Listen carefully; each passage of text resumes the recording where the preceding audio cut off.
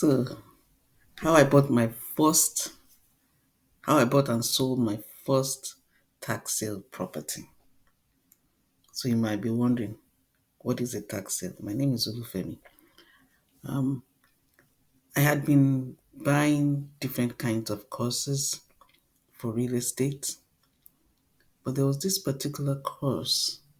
Um, a guy who was buying tax sales in Texas.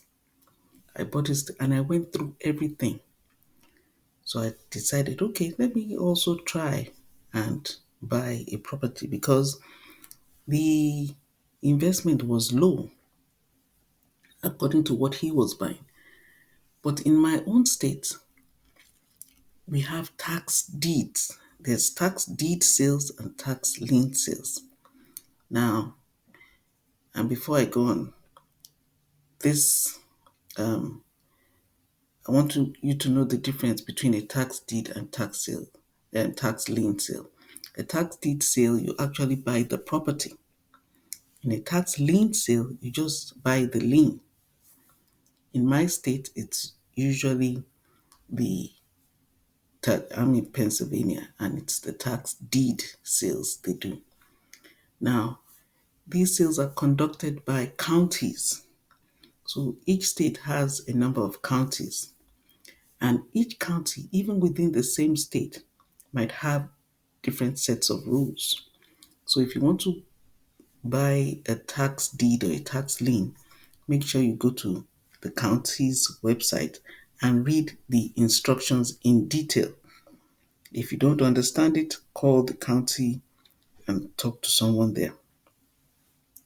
So now for my first one, what I did was I first just went for a sale to watch how they were doing it.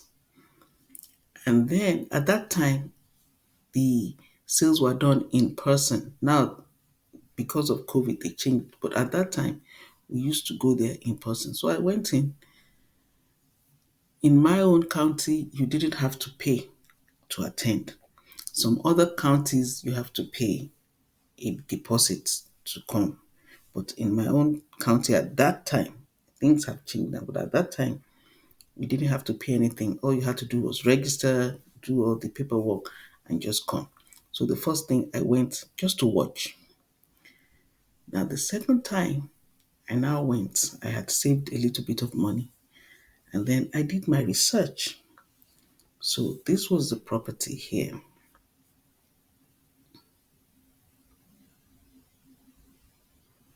So this was the property. It was for sale. And I knew that the starting bid was going to be 1,600 thereabouts. So I looked at all the properties around it that were for sale, and I saw that, oh, these property they were not for sale, but the value. I looked at the value of the properties around it, and I looked at the school district, and this place wasn't too far from me.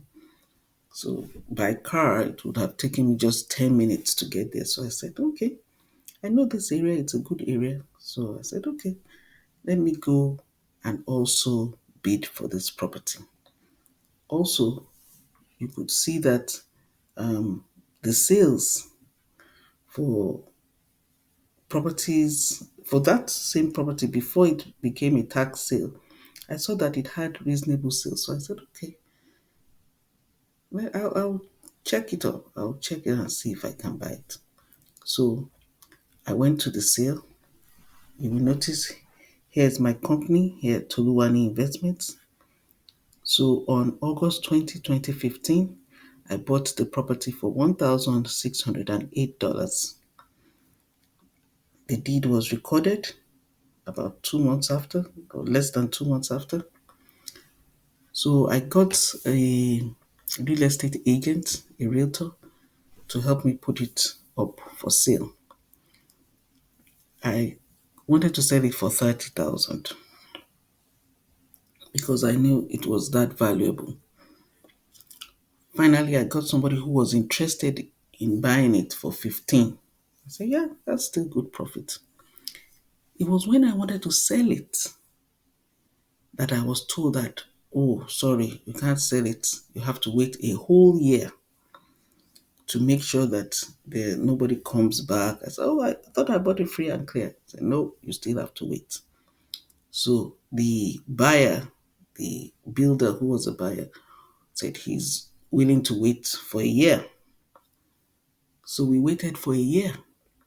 After we waited for a year, the neighbor who was living next to this property now said, oh, he didn't know that the property was not his. He didn't know he had to pay taxes. He didn't know anything about that. So when we went back and forth and back and forth, we finally settled for 11,000. So I sold it to the neighbor for 11,000, which was still reasonable profit. Now, of course, I lost a little bit of the profit because I would have sold it for 15. Now I sold it for 11. Then I had spent some money on some survey. So if you want to sell land as is and you don't want to do anything with it, you really don't have to do a survey because that would take up some of your profits because they can see what the land looks like. It's there, it's something they can see. So you don't really have to do. But I think it was the neighbor on this side who now bought it for 11,000. So that was how. Now you're wondering, where do we find these kind of properties? Now, in your state, you know which county you're from. Just search for your county. Like mine is Montgomery County. Just say so so so county tax claim bureau. So that's it, tax claim bureau. And if your county will tell you what kind of sales they do, spend time reading the instructions because the instructions from one county to the other might be different. This is not a sheriff sale, it is a tax sale. There, in my county, there are about four types of tax sales. There's the upset sale, there's the judicial sale, the private sale, the repository sale. Now, you will be wondering, where do these properties come from? In the United States, if you buy a property, you have to pay property taxes. Then there's the school district tax. Now, if you don't pay those taxes, they have the first position, even the position above your mortgage. So even if you are paying your mortgage and you're not paying your taxes, your county can sell your property. So it's so important that you pay your taxes. These taxes are what they use to fund the police, the schools, the fire department, things like that. So it is so important and it takes precedence even over your mortgage. So your property tax is very, very important. If you don't pay your property tax, the county is allowed by law to sell your property to be able to retrieve their taxes. Now, in my county, there's an upset sale. If you don't pay your taxes, I think they give you up to 3 years. If you don't pay it, then they will put it up in an upset sale. When it's sold in an upset, and this is my own county's tax claim bureau. So if you click on each of these links, it will explain exactly what each sale is. But the upset sale is the first sale where they present it. And now when you buy a property in the upset sale, you're still responsible for the mortgage, you're responsible for any delinquent taxes, anything. If it doesn't sell in the upset sale, then later it goes to the judicial sale. In the judicial sale, you are not responsible for the mortgage. However, when you buy it, you have to wait a whole year before you can sell it. That is in my own county. If it doesn't sell in the judicial sale, that is when you go to the repository sale. Now, the private sale are those that didn't sell in the upset sale, but you have about 30 days to come and say, oh, this thing didn't sell in the upset sale. Can I pay for it now? They will sell it to you.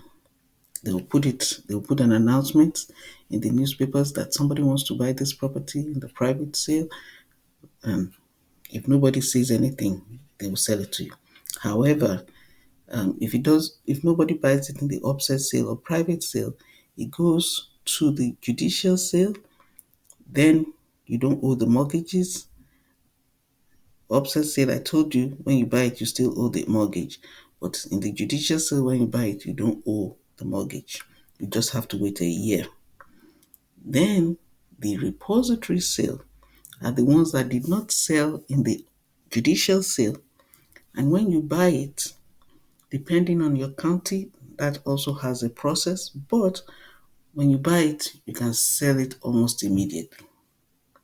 You just have to wait for the recorder of deeds to record and you sell. So those are the different tax sales in my county. And my county, the repository sales starts at 500. I'll show you the one I bought in a different video. But in some counties, it starts at 1,000. And this is a tax deed state.